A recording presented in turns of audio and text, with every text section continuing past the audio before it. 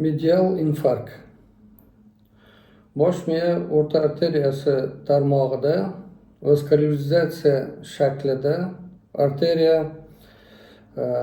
lentikula stria qon tomir zonasida shakllanadi.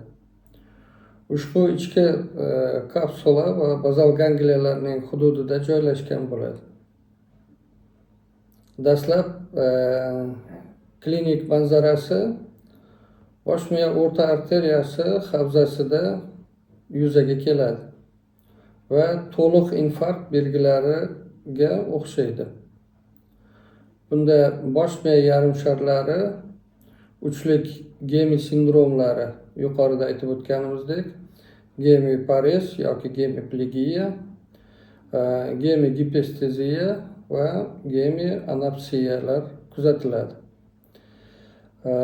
Ammo bu holat miya po'stlog'i funksiyalari odatda tiklanadi va ko'pincha sezgi ham tiklanishi kuzatiladi.